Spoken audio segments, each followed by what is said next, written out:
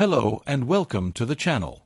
If you're passionate about staying informed on African political dynamics and real talk that dives beneath the surface, make sure you hit that subscribe button right now and turn on the notification bell so you never miss our updates.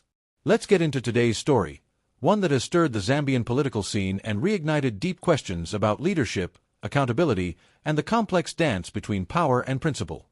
Frederick Membe, the outspoken leader of the Socialist Party and longtime critic of neoliberal governance, has once again ignited national conversation, this time by taking a firm jab at President Hakainde Hichilema. In a strongly worded statement, Membe asserted that President HH missed a golden opportunity to show genuine remorse and moral leadership in the face of mounting public concerns and political tensions. The context: ongoing backlash related to governance decisions, the treatment of opposition voices, and a perceived failure to unify the country after turbulent political chapters. Membe, known for his unflinching criticism of authority regardless of who holds it, pointed out that Zambia is in desperate need of leaders who can not only own up to their past missteps but also demonstrate humility and healing in the present. According to him, the president's recent speeches and actions have fallen short of what Zambians expected, especially from a leader who campaigned on promises of transparency, democratic reform, and justice. What makes this moment so poignant is not just the critique itself, but the symbolic weight it carries. Hichilema came into power on a wave of optimism, driven by a promise to break away from the repressive tendencies of previous regimes. Many Zambians placed immense hope in his leadership as a new dawn, a break from the past. But as the months have turned into years, cracks have begun to show in that once invincible image. At the heart of Membe's concern lies the question: why hasn't HH used his platform to acknowledge the growing frustrations among Zambians?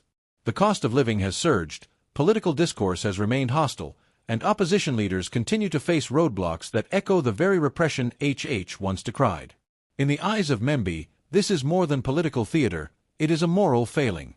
A failure to recognize that healing starts with humility. That the most powerful gesture a leader can make is not strength alone, but the ability to say, "I was wrong," or "we can do better." And perhaps Membe has a point. In times of national anxiety, people don't just want economic charts or policy briefs. They want empathy. They want a president who sees their pain and validates it, not through slogans, but through authentic action. A speech that opens with honesty. A gesture that shows he's not above the people, but among them. By not addressing this moral gap, HH may have inadvertently widened the rift he pledged to close. But let's be fair. President Hichilema has indeed made progress in areas like international relations, investment drives, and digital innovation.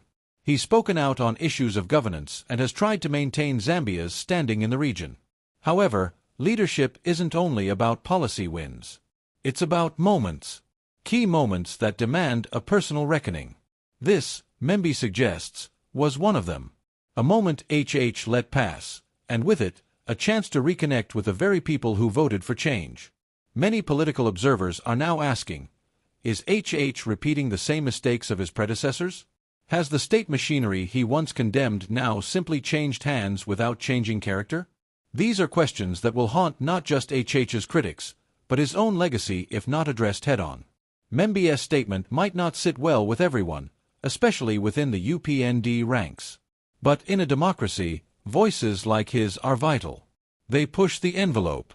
They force those in power to look in the mirror, even when the reflection is uncomfortable.